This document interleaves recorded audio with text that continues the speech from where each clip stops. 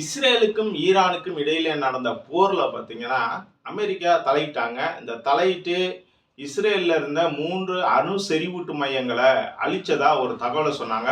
இதுல பாத்தீங்கன்னா இப்ப அமெரிக்க அதிபர் டொனால்ட் ட்ரம்புக்கும் அங்க இருக்க ஊடகங்களுக்கும் ஒரு மோதல் ஏற்பட்டிருக்குது.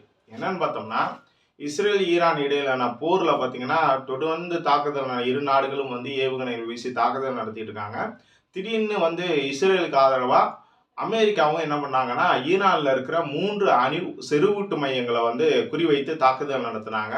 இந்த தாக்குதல்ல அணு செறிவூட்டு மையங்களை முற்றிலுமா அழிச்சிட்டோம் அப்படின்னு சொல்லிட்டு அமெரிக்க அதிபர் டொனால்ட் ட்ரம்ப் சொன்னாரு. ஆனா ஈரான் என்ன சொன்னாங்கன்னா, அமெரிக்கா எப்படி இருந்தாலும் இந்த மாதிரி விஷயத்துல தாக்குதல் நடத்துவாங்கன்னு ஏற்கனவே எங்களுக்கு தெரியும்.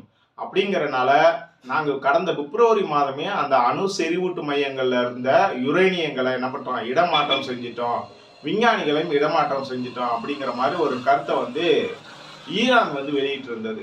இதுக்கு இடையில என்ன பார்த்தீங்கன்னா, இஸ்ரேல் ஒரு கருத்தை, இஸ்ரேல் உளவுத்துறை ஒரு கருத்தை சொல்லியிருக்காங்க. ஈரான் அந்த அணு செறிவூட்டு மையங்கள்ல இருந்த 400 கிலோ யுரேனியத்தை எங்கேயோ இடமாற்றம் செஞ்சுட்டாங்க.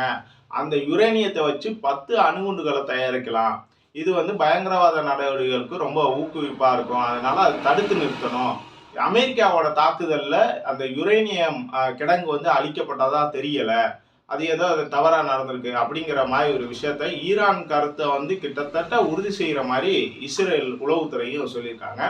இதுக்கிடையில என்ன பண்ணியிருக்காருன்னா, அமெரிக்க அதிபர் டொனால்ட் ட்ரம்ப் அமெரிக்காவில் இருக்க சிஎன்எனும் டைம்ஸும் என்ன பண்ணிருக்காங்கன்னா, இந்த தவறான தகவல் வெளியிட்டிருக்காங்க. நாங்க உண்மையிலேயே ஈரானோட அணு செறிவூட்டு மையங்களை முற்றிலுமா அழிச்சிட்டோம், அதுல எந்த சந்தேகமும் இல்லை, அங்க இருந்த யுரேனியங்கள்லாம் அழிக்கப்பட்டிருக்குச்சு அப்படின்னு சொல்றாங்க.